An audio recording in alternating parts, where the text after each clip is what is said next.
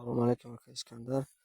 ما شما 2 تا چندلر، 1 تا پکن، 1 تا کاشتان، 2 تا زیتون، 1 تا شفتالوی نکترین از کار کرده بودیم. اینا چندلر رو با گفته خودتون که 40 سانتی متر خوب موندیم، بریدیم شه. اینا نشونمش خوبه. اینا همین سرش موندیم. اینا چهارمغز بسته. سه تا همونجای، سه تا دیگه اینا داده. نشونمش خیلی خوبه. اینا گفته خودتون که اینا بو علف موندیم برای نموش نپریدن. یک تاش نیشم هم چهارمغز چندلره.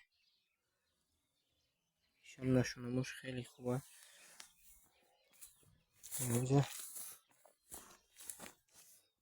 کاشتانه، ایشم خیلی خوبه. نشونمش نمیره برای نمش نپریدن. یا ویدیو کرده بودیم برای من میگیشه با گفته شما فکر نمیدونم هست.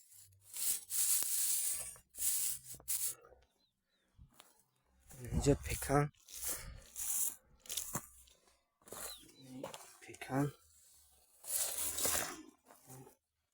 خیلی خوبه. نشونمش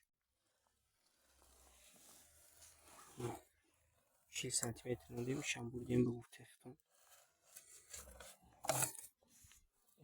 شفتالوی نکترینا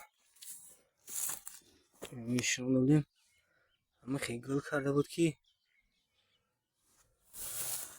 نمیدونم جوالیش کردیم از سبب هم بوشه ریخت گلوش همش نکیم. یا متره چند خیلی سر بناده گل کرده بود. یا خیلی خوبه. نشونمش صبح یکیجا زیتون اونه زیتون هم زیتون هم سوزه. نشونمش نه اون کارنیوین گفته نمی فرق مخواست کرده. کارنیوین دو بریم کارنیوین دو دیسیم شد ایش نه یک سوزش زیتون نشونمو کاره اوجه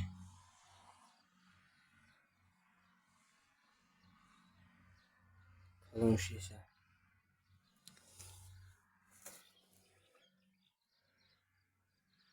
از او رامه چی کلون اکش کندن برای درخت ها، برای مشورت های دودگی. از او رامه چی کلون